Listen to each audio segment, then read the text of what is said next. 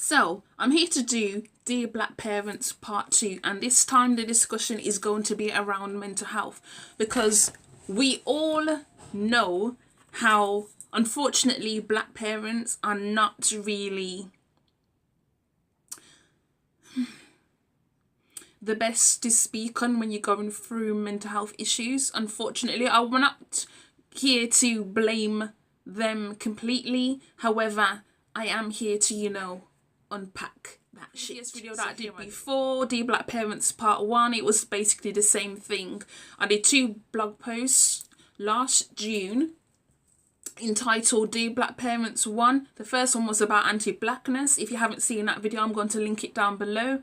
And the second one was more about getting them to really confront what mental health is, and actually, can we have articulate conversations about this, because this whole situation of them burying their heads in the sand and not speaking about it is detrimental to their child's or grandchild's health, because the fact is mental health is on the rise, especially within the black community. And if black parents are the ones who are not helping their child, who is going to step in? Who's going to be that black person's advocate? We need to continue this conversation, as I feel there is much more to be discussed.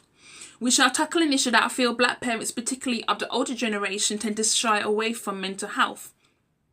Now, I want to start first by apologising if you felt I was too harsh. This was with my first Dear Black Parents Part 1 blog post when I talk about anti-blackness, because I did, reading back through it, I did realise I was quite harsh. But, sometimes you have to be cruel to be kind, and that is, basically what I need to get across. Certain times you can't just be nice. Sometimes you have to, get the message across the best way you can get it across, and the best way to get it across is to be quite harsh and quickly to get the statistics out there, but not too quick so you can actually hear what I'm saying. Currently in the United Kingdom, 1 in 4 people will experience a mental health problem that can be anything from anxiety, depression, schizophrenia, or psychosis.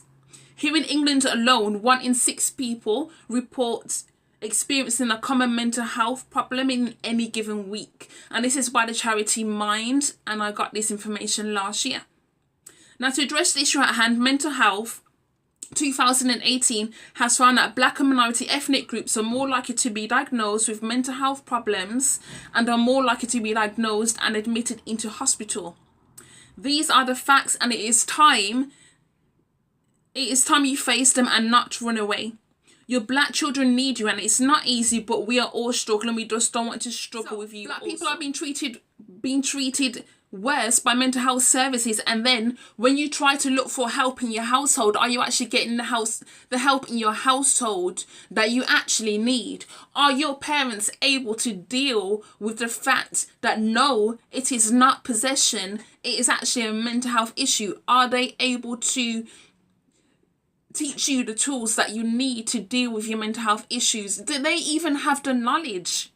Because this is another thing that we forget, that yes, okay, they do need to do more, but do they even have the knowledge? Because one thing I've noticed within the black community when it comes to mental health is that we tend to shy away from it, because there are so many stereotypes, these racist stereotypes about black people being stronger than we actually are.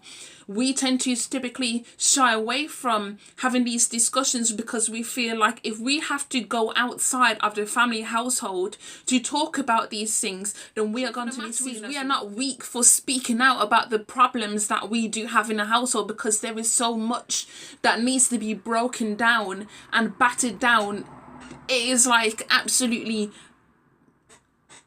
ginormous, basically. I know that's not really a word, but still, like, it's literally enormous, the amount of things that we have to deal with on a day-to-day basis. Imagine having to go to work, deal with microaggressions, racism, all these subtle little hints that they don't basically want you there just because of the colour of your skin, and then having to come home and you want to be able to talk to your parents about that, but the truth is they may not understand that, because they may be in this mentality where we had to work hard when we came to this country, so we had to deal with it, so you have to deal with it. However, but the truth is they may have had mental health issues themselves, so for them to say that, maybe they're just in denial about the truth about what they had to go. We are not being recognised by the mental health services, or if we are, we're being overrepresented by far. Then we are finding it difficult to even approach our parents and say what's on your mind.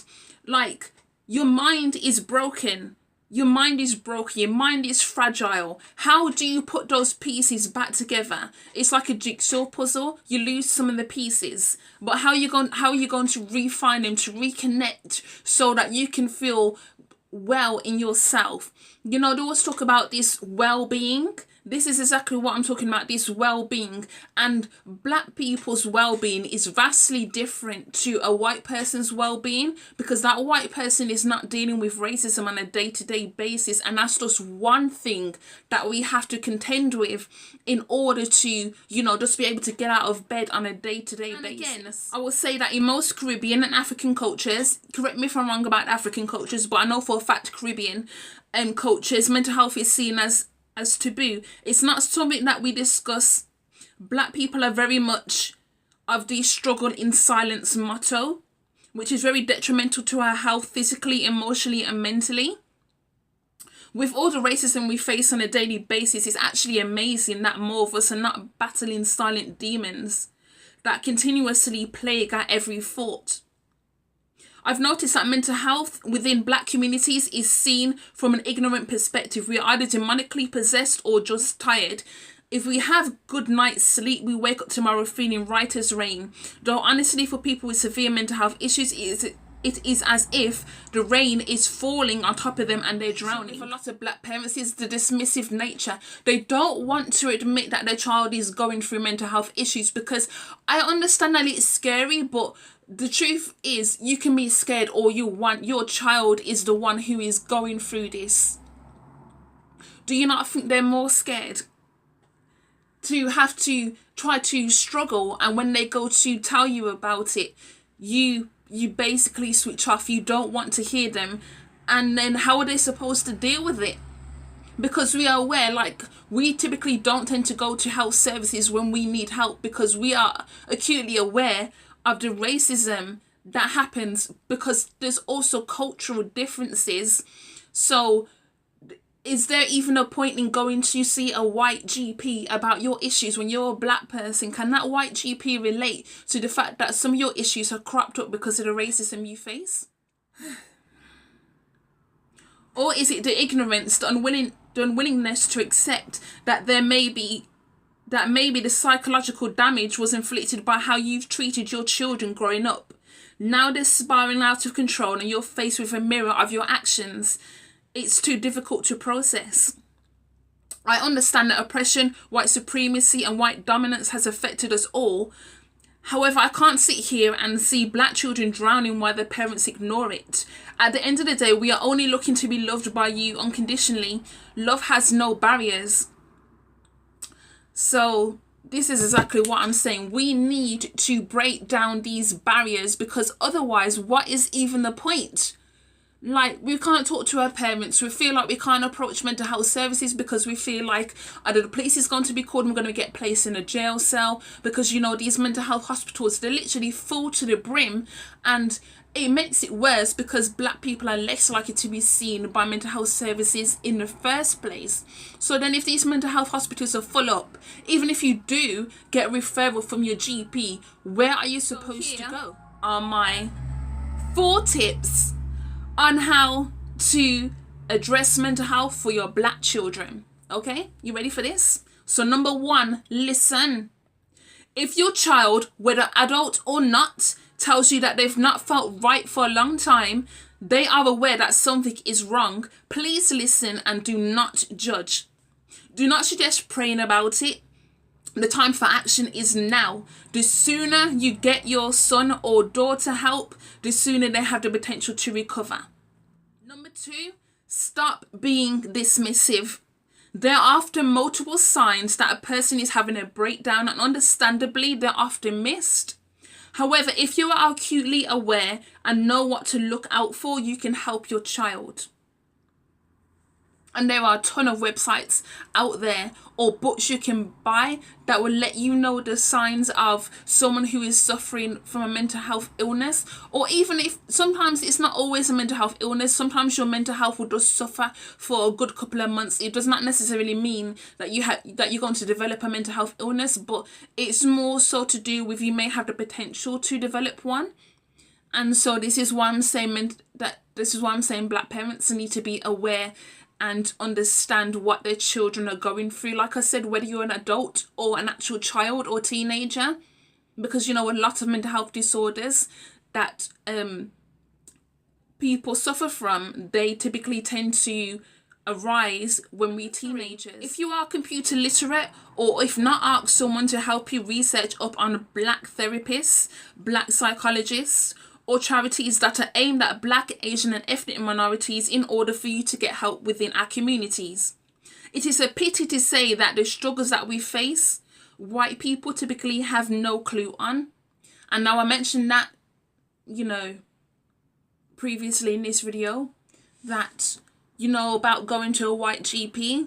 Some of these issues that crop up are because of our cultures, and unless that GP has done their research, which I highly doubt. I mean, I could be wrong, don't get me, I could be wrong, but I highly doubt. So, but it's best to speak to someone who is either Black like yourself or is an ethnic minority like yourself, who will typically have more of an understanding. Finally, 4, it is okay to accept help. Some of you are not bad parents at all. It is just this mentality of trying to help your child by yourself only is doing them more damage than you think. Let people in. If you have family members or nurses or doctors, let them in to help with what they would recommend. Please don't try to do everything by yourself. You could also end up mentally unstable. I hope that Black parents understand these conversations must continue. Learn about mental health.